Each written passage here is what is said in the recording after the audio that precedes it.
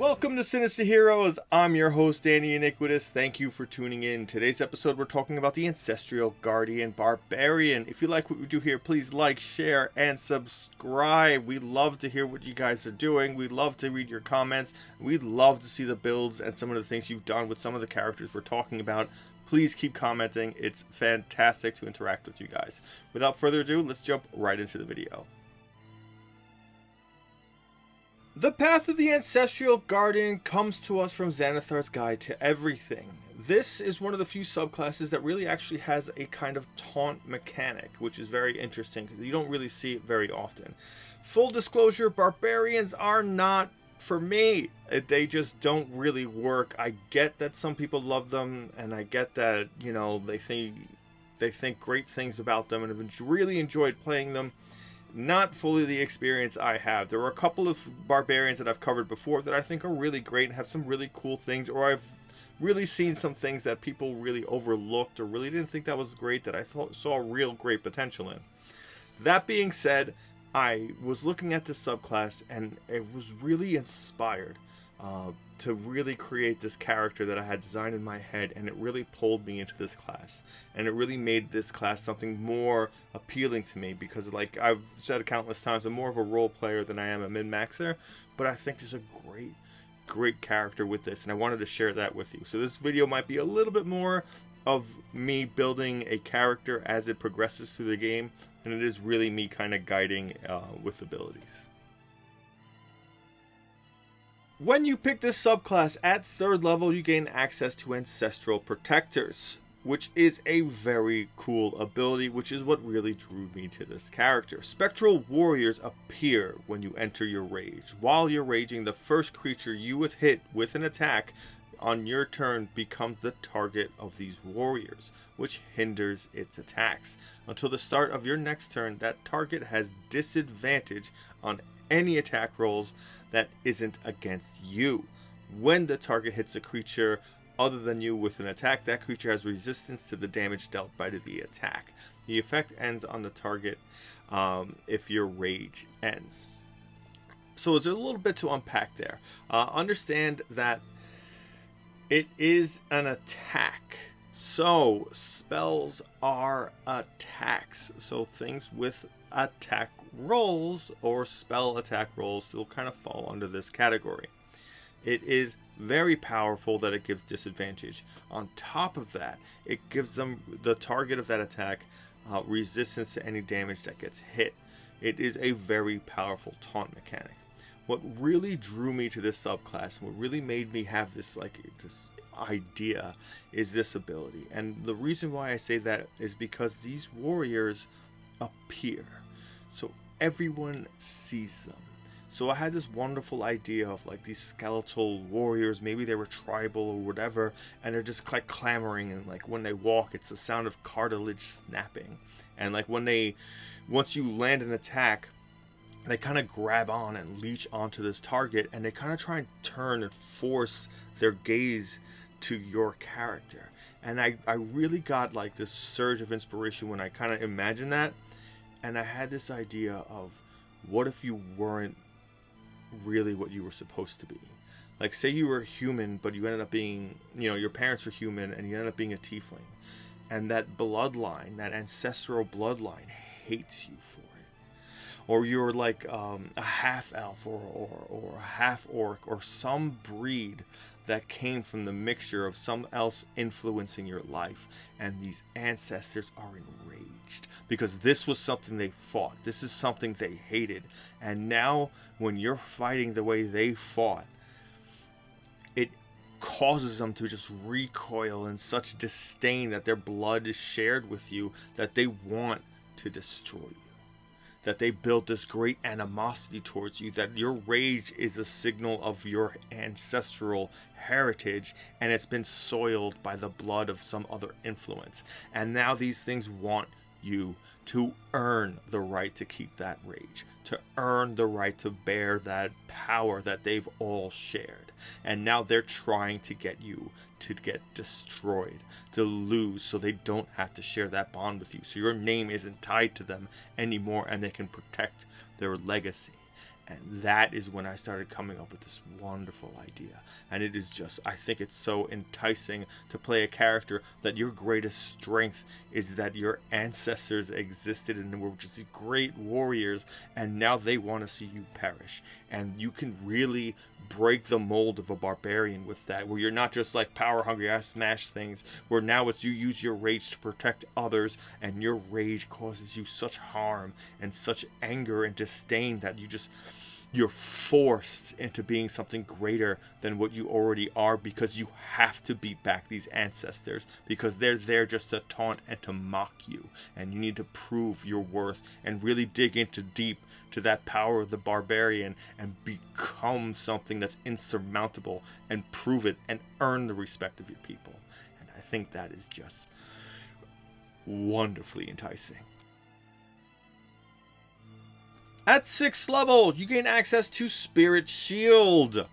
The guardian spirits that aid you can provide supernatural protection to those you defend. If you are raging, another creature you can see within 30 feet of you takes damage. You can use your reaction to reduce that damage by 2d6. When you reach certain levels in class, you can reduce that damage by more, 3d6 at 10 and 4d6 at 14th level. Understand, you do have to be raging, which means you have ancestral protectors up. If there's a large amount of enemies on the field, this won't be as beneficial to you as if there were fewer numbers. If it's just your party versus the big bad, you are going to get a great amount of damage prevention from this ability. 2d6 at 6th level doesn't seem like a colossal amount, but understand, because you have to be raging, this works in tandem with ancestral protectors. So if you happen to hit and trigger that ability, ancestral protectors, the creature you're fighting has to overcome disadvantage and hit something. Whatever it hits will have resistance to that damage. After that resistance, you get to reduce that damage by an additional 2d6. So it's a very big amount of damage reduction for anybody that isn't you, which is what you really want. Now, keeping in the theme that I had explained before, working this ability gave me this idea of really having the guardians really take on their own persona. Like, maybe you have a couple, maybe it's not just one or two, and they're all very different. Like, maybe you have the one that really wants you to succeed and overcome and prove that worth and might is in the blood and not in the skin, and it's something that you can overcome whatever things have been thrusted upon you just by existing, and really let the power of who you are inside shine through and overcome that. And maybe you have one that's completely insane and just wants to see death and destruction of you, because whatever it is you are now was its enemy before. And so when you strike and like an enemy strikes one of your party members or whoever you're defending, that one arises and just like taunts whatever it is that you attacked, whoever you're defending, and just makes like a gesture to you and shows that you're the one who should be suffering, that these people are innocent and weak and not worth the attention. That's the one who's been causing you pain and anguish, and that's the one who should be suffering. And really taunt your character and really get under its skin and cause this beautiful moment where like your rage just gets better. Like you just get more animalistic. Like if you weren't using constant reckless attack, which is really weird because you're a barbarian, now you are. Now you're really using reckless attack. Or maybe you waited and just saved it for certain circumstances because you didn't feel like wanting to use it beforehand. This is it. This triggers that for you to go in a constant rage and just always use that. It feels thematic if you do it that way. And it makes you really not scared of the guardians and more scared of yourself. And that's a cool dynamic. And that gives your character more depth to it, because barbarians are pretty, it's hard not to go very simplistic in their personality.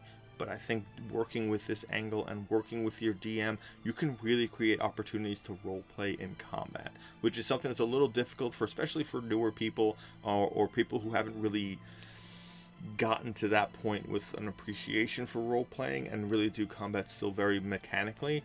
It can really break that mold and set it up that maybe you're just doing it, and maybe some of your other party members and friends will start to think like, wow, this is this is cool. Like that's really flavorful and exciting, and that's a regular swing of an axe that you've heard and seen a million times, but now it has purpose to it, and it feels good. And that's something that I think really makes this subclass cool, because it brings everything to reason. Every scar you receive, every damage and every hit you take, and everything making it so it funnels to you, so that way you can't escape getting hit and getting damage and suffering through combat, because the whole world wants you to suffer, because they are appalled at what you are and are deeply awaiting what you can be. And it's a very cool scenario, very tough love, very barbarian-esque, and I think it's really just so great. At 10th level, you gain access to Consult the Spirits. You gain the ability to consult with your ancestral spirits. When you do so, you cast the Augury spell or the Clairvoyance spell without using a spell slot or a material component. Rather than creating a spherical sensor, the use of the Clairvoyance spell invisibly summons your ancestral spirit to the chosen location. Wisdom is your spellcasting ability for these spells, and after you cast the spell, either spell, in this way, you can't do so again until you finish a short or long rest. I like the idea of consulting with your spirits. Like, maybe these are not the ancestral spirits that show up when you use your rage. Maybe this is your character's mother, or the character that actually influenced the change that caused you to be something different. Or like if you were a tiefling, maybe this was a tiefling who ended up mingling with your mother and creating you, because if you follow the lore, tieflings breed true. So I follow the lore pretty hard. All you half tieflings out there and people who love that aesthetic, don't. If it makes you happy, do it. That's kind of the way the game is built, so enjoy that. But if you're an orc or something, or that spirit is the one that shows up, because that's the spirit that wants you to succeed. That's the antithesis of the other spirits that wants to give you guidance. And maybe that fails sometimes and you get the wrong spirit. And that is really exciting, especially for your GM, because maybe you got the crazy one. Maybe you got the one that's just really hard loving, like that very hard, tough love kind of person. Or maybe you're just got that ancestral spirit that's evil. You get an opportunity to really play with that and really have different interactions, which makes this spell more interesting, because the spells as they are, augury is great if you're about to, you're unsure about a decision as a group and you really wanted to get an idea of what you should do. That's a good spell for that, especially for DMs that have parties that tend to go all over the place and not really focus. You can help do that by kind of gauging the woes and ways, and if it's good or beneficial to the party, to kind of getting them back on track. Or you can use clairvoyance for if you're being stealthy and trying to find out a little bit of information of a door that you're up against. You can hear some sort of sounds up, but you don't know how many or what's going on in there. That's a great way to do a little bit of scouting safely. And it becomes useful if you use it regularly. Don't be afraid to use these spells. It helps make your character a little bit more interesting. You have these tools. If you never use them, it's really wasted opportunity. And any opportunity to consult with your spirit is great, because when you're not in your rage, you can really truly show that like that barbarian pride, that like I am strong and I can overcome, and I will challenge you to do my bidding because I summoned you. Like, you can do that, and you can be defiant, and you can get that like little bit of sweet revenge by having the audacity to stand out to your ancestors. And it's cool if you use it in a way that's creative. The more creative you get with spells like this, the harder it is to really work around them, and it's something that really stumps people, and it's interesting to see and very like inspiring for others.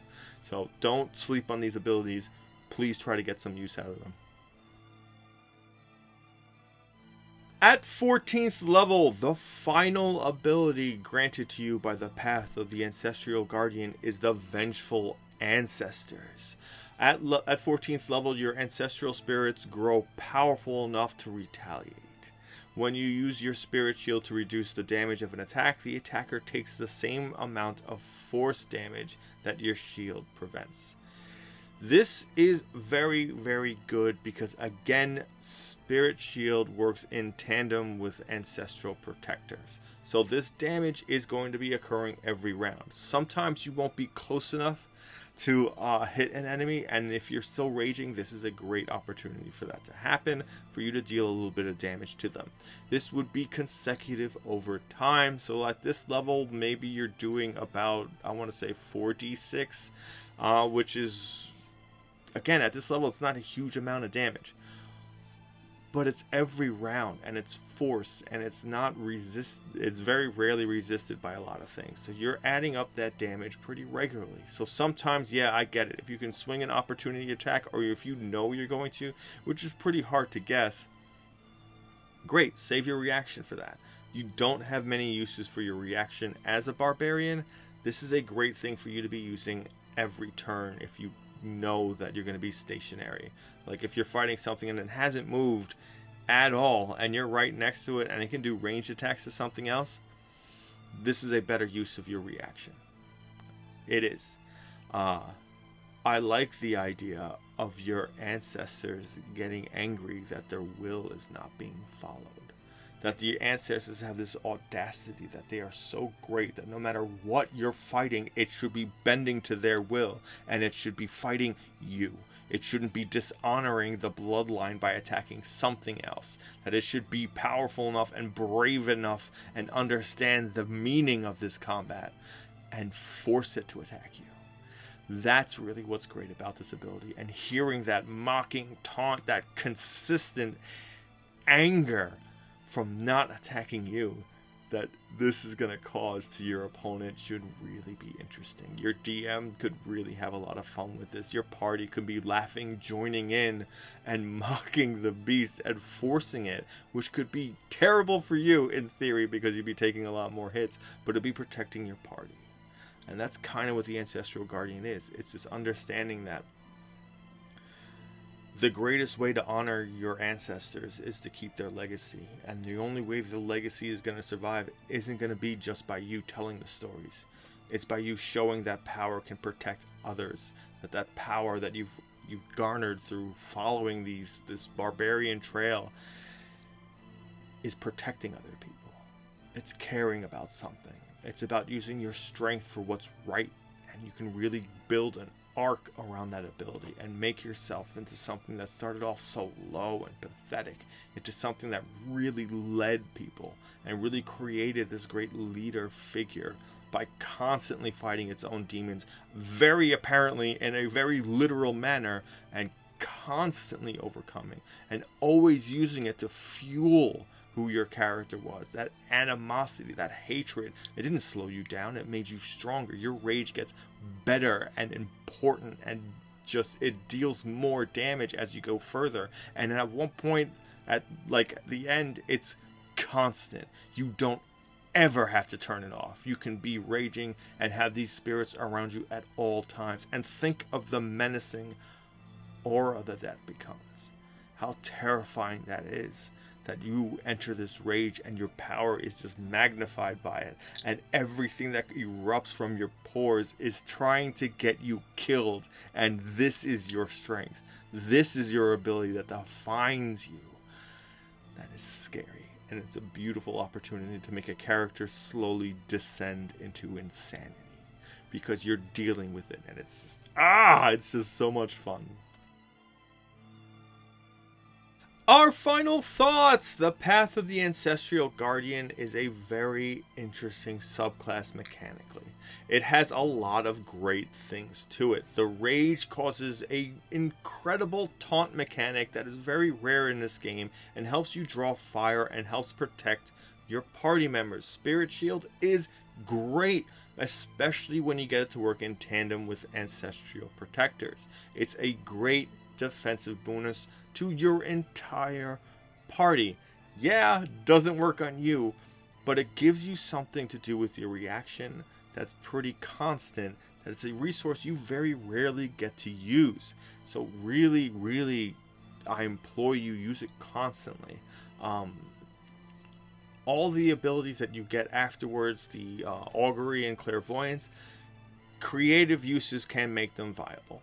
Again, it's DM dependent, so it depends on what you're really involved with. But again, you can use clairvoyance just to touch base with people you've cared about and you've met along the journey that you needed to see and make sure they're doing okay. NPCs, party members who maybe have left and have become NPCs, or anybody in the game that's important to you, or anyone you think might be betraying you. That's a great use of clairvoyance. Send your ancestral guardian to see what happens. And I really love the idea of them not necessarily always being on your side, because then they can betray you and then cause you to put yourself in dangerous scenarios so you can fight stronger enemies.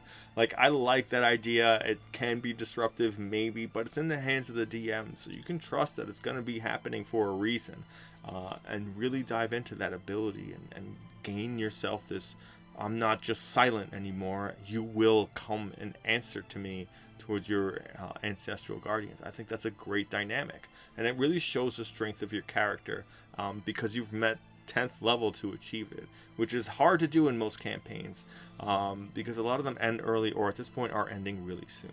And Vengeful Protectors, I think, is just great. Maybe some of your guardians are turning towards your side. Maybe they're starting to support you and believe in you and really want you to push yourself and test yourself. Or maybe you've gone insane and the only thing that you can understand is suffering and that you need it to survive. You know, it's great. It creates this need to it, because also, if you don't hit anything and you don't take any damage, your rage goes away. And it's important that things attack you and that, you know, you're constantly in a scenario where you can do that. And this helps taunt things into chasing after you, which is very cool. I really like the idea behind it. I really am excited to play this barbarian. I really, really think it's going to be my next character, because it's scary. You can be frightening. You can be awesome. You can be the one who fights them. You can overcome. It sets you up for this great story where if you wanted to turn into a good guy and start out as an evil one, maybe that's why the ancestors hate you. Maybe that's why they're so enthralled with you fighting and being forced and to draw all the attention. And maybe you can overcome that. And maybe you can become something greater and really become a chieftain or whatever it is that you're a part of, and you never would have got there without them. And that's cathartic. That feels good. And I'm hoping to be able to really get into that. Again, it was an idea that I couldn't shake, that I think it's great. I've built, you know, I've written it down. I've you know, made miniature, you know, photos of it and whatever. I like this idea. I think it's great, and I hope you guys do too. That being said, thank you so much for sticking around for the video. Really appreciate everything you've done. Please keep sharing, and subscribing. We love to hear from you guys. Please keep commenting, and thanks for giving a Spooky Kid a chance.